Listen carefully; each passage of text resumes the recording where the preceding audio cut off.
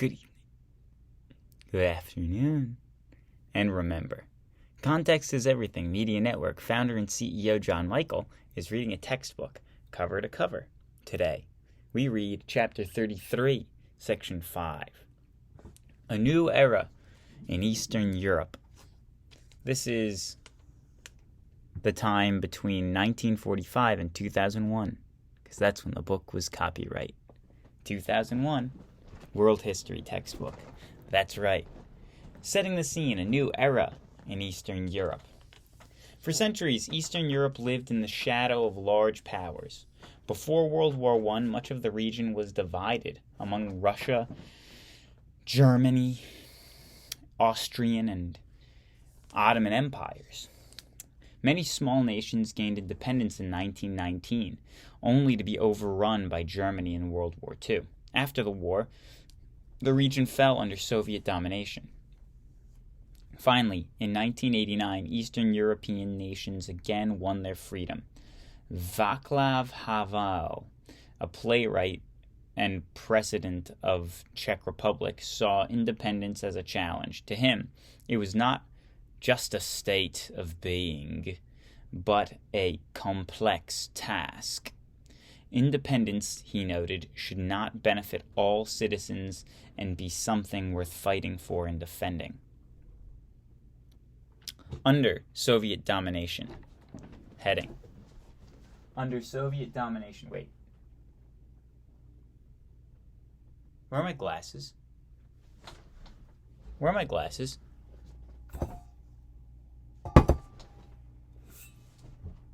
Oh. There they are. Under Soviet domination. New heading.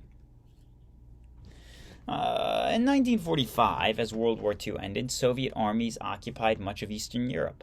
By the end of the 1940s, most countries in the region were ruled by local communist parties. Backed by Soviet power, they destroyed rival parties, silenced critics, and campaigned against religion. As the Soviet Union, communist leaders of Eastern Europe ended private ownership of businesses and turned to central economic planning. Because of the countries of Eastern Europe, there's a little wrinkle in the page and it's kind of getting in the way of the words. Because of the countries of Eastern Europe were held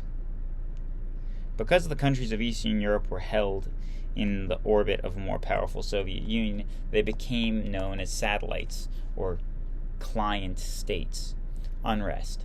In the 1950s, the Soviet Union tightened its grip on its satellites. Stalin forced them to sell natural resources on terms favorable to the Soviet Union, and provide troops and money to support the Warsaw Pact. Soviet troops were stationed throughout Eastern Europe.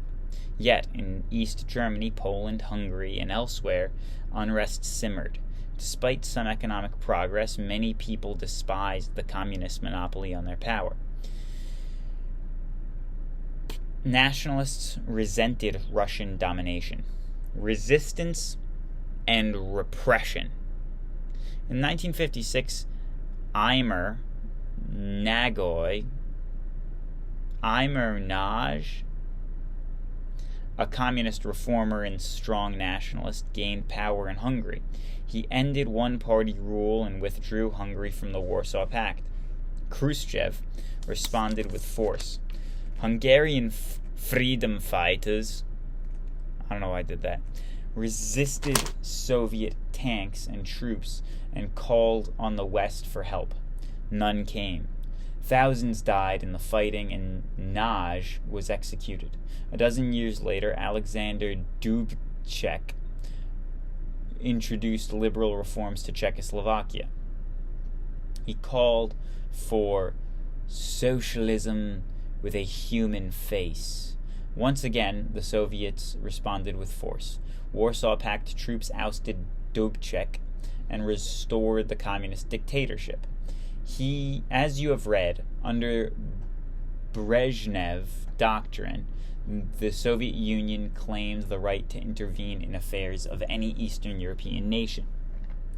Yugoslavia's independent path. Still, Soviet power did not extend to Yugoslavia. During World War II, a fierce guerrilla leader, Josip Tito, had battled German occupying forces. Later, Tito set up a communist government in Yugoslavia, but he pursued a path of independence from Moscow. He refused to join the Warsaw Pact and claimed to be neutral in the Cold War. New heading: Poland's road to democracy. Poland was the Soviet Union's most troublesome satellite. Like Hungarians and Czechs, Poles wanted greater freedom within the Soviet bloc. Stalin had clamped down hard on Poland, but communist persecution of the Roman Catholic Church backfired. The church became a rallying point for Poles opposed to the regime. In 1956, economic woes touched off riots and strikes. To end the turmoil, the Polish government made some reforms. Dissatisfaction with communism, however, would continue to surface. Solidarity. In 1980, economic hardship ignited strikes by shipyard workers. Led by Lech Walesa, they organized Solidarity, an independent trade union. It won millions of members and demanded political change. Under pressure from the Soviet Union, the Polish government outlawed the union and arrested its leaders, including Walesa. Still, unrest simmered. Walesa became a national hero. Pressure from the world community further strained the communist government. Pope John Paul II visited Poland in 1979, met with Solidarity leaders, and criticized communist policies. The Pope was the former Karol Wojtyła, Archbishop of Polish city of Krakow. Pope John Paul II was a Pole. Peaceful transition. In the late 1980s, Gorbachev declared that he would not interfere with Eastern Europe. By then, Poland was introducing radical economic reforms similar to Gorbachev's changes in the Soviet Union. It also legalized Solidarity, and in 1989 held its first free elections in 50 years. Solidarity candidates triumphed. A year later, Lech Walesa was elected president of Poland. The new government began difficult and peaceful transition from a planned to a market economy. Fall of communist governments. New heading. By late 1989, a democracy movement was sweeping through Eastern Europe. Everywhere, people took the streets demanding reform. One by one, communist governments fell. A dissident writer and human rights activist, Václav Havel, was elected president in Czechoslovakia. The Berlin Wall was toppled in Germany, and Germany was reunited. Most changes came peacefully. Only Romania's brutal longtime dictator, Nicolae Ceausescu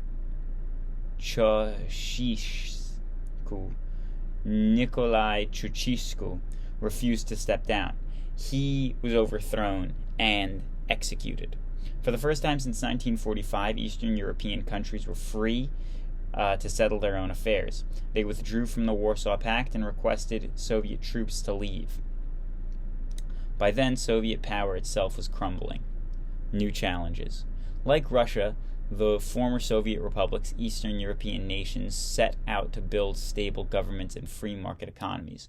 Although the experience of each nation differed, all faced similar challenges. Governments privatized industries and stopped keeping prices for basic goods and services artificially low. As in Russia, the many changes contributed to rising inflation, high unemployment, and crime waves. Consumer goods were certainly more plentiful, but many people could not afford to pay the high prices for them. By the mid-1990s, some people were disillusioned with reform. As a result, former communists gained seats in some nationalist parliaments. However, after initial hardships, the outlook began to brighten in Hungary, Poland, and the Czech Republic, and other European countries. In the 1990s, Eastern European nations looked to the West for aid, and many hoped to join the Eastern European NATO. At first, Russia was opposed to NATO's expansion. Even so, Poland, Hungary, and the Czech Republic became members of the military alliance in 1999. Other Eastern European nations were expected to join NATO at a later date. As memory of the Cold War faded, Eastern and Western Europe moved closer together. Ethnic tensions. Centuries of migration and conquest left most Eastern European countries with ethnically diverse populations. Most countries had majority population along with one more ethnic minority. Nationalism helped unite countries like Poland and Hungary, but it worked as a divisive force elsewhere. Hungarians and Romanians demanded autonomy. Faced with ethnic tensions, Czechoslovakia peacefully split into two countries, the Czech Republic and Slovakia. In the 1990s, ethnic conflicts tore Yugoslavia apart in long civil war. Civil war in Yugoslavia. Yugoslavia was created after World War I as the homeland for South Slavs. It consisted of various republics: Serbia, Croatia, Bosnia, Herzegovina, Macedonia, Slovenia, and Montenegro. Yugoslavia's ethnic and religious groups included Serbs, who were Orthodox Christians, Croats, who were Roman Catholics, and Bosnians, who were Muslims. The groups had distinct customs and religions, but all spoke the same language: Serbo-Croatian. The Serbs dominated the multinational state. Breakup. For decades following the World War II, Tito ruled Yugoslavia with an iron hand.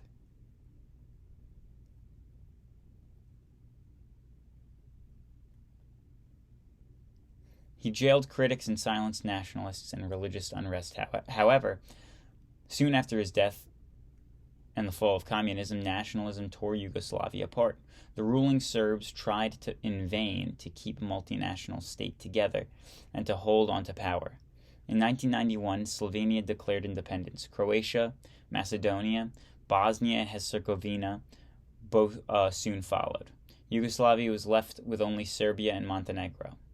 Fighting in Bosnia. In Bosnia, civil war erupted amongst Muslims, Serbs, and Croats. Bosnian Serbs fought to set up their own autonomous regions. They received money and arms from Yugoslav President Slobodan Milosevic, an extreme Serb nationalist. The Muslims, who were the majority group in Bosnia, did not want the country divided into ethnic regions. During the war, all sides committed atrocities. In a vicious campaign of ethnic cleansing, Serbs killed people of other ethnic groups and forcibly removed them from areas that they held. Tens of thousands of Bosnian Muslims were brutalized or killed, sometimes in mass executions. Muslim crossfire and streams of refugees fled the war zone. To many Serb efforts to ethnic cleansing recalled the horrors of Nazi Germany and the Holocaust. The UN, NATO powers, and Russia all tried to bring about peace. Finally, in 1995, NATO launched airstrikes against Bosnia and Serb military. Under that pressure, the warring parties began peace talks. Guided by the United States, Bosnia, Croatia, and Serbia signed the Dayton Accords, a series of peace agreements. International forces monitored the peace, but implementing the agreements was often difficult in the face of bitter feelings among hostile groups. Fighting in Kosovo. As Bosnia reached a tense peace, a new crisis arose in Yugoslav province of Kosovo, a historic part of Serbia. Over the centuries, many ethnic Albanians, mostly Muslims, had settled in Kosovo. By the late 1990s, they made up about 90% of the population. The rest of the population were mostly Serbs. In 1989, President Milosevic angered Muslims of Kosovo by ending the limited self-rule that the region had enjoyed within Yugoslavia. Muslim officials, teachers, and others were fired. Protests had been repressed. A small Kosovo Liberation Army waged guerrilla war against the Serbs. Milosevic began ethnic cleansing in Kosovo, as had in Bosnia. The UN and NATO urgently pushed for peace. When the talks failed in 1999, NATO launched airstrikes against Serbia. As NATO bombs pounded Serbian targets, Yugoslav forces in Kosovo turned on ethnic Albanians. As reports of massacres spread, as many as 500,000 Kosovo refugees fled into nearby Albania, Macedonia, and Montenegro. Yugoslavia finally withdrew its forces from Kosovo. NATO peacekeepers moved in, along with returning refugees. Landmines burned and looted homes, and graves dotted the region. The future of Kosovo remained uncertain. Peacekeepers had to help Kosovoers organize a government and rebuild homes and factories. They also tried to keep ethnic Albanians from taking revenge on Serbs who remained in Kosovo. Although peace was restored in the Balkans, region remained unstable. New nations needed massive aid to rebuild. Large numbers of refugees remained in temporary shelters for years after fighting ended, and ethnic feuds, once unleashed, were hard to contain. Looking ahead, Bosnia and Kosovo were test cases for NATO in the post-Cold War world. In Bosnia, the United States and its European allies were hesitant to intervene militarily. In Kosovo, they took action more quickly. During the Balkan conflicts, the International Court charged Milosevic and others with war crimes for violating rules of war that forbade atrocities, such as mass killings of prisoners or civilians. If captured, they faced trial and possible punishment. To some, the punishments of war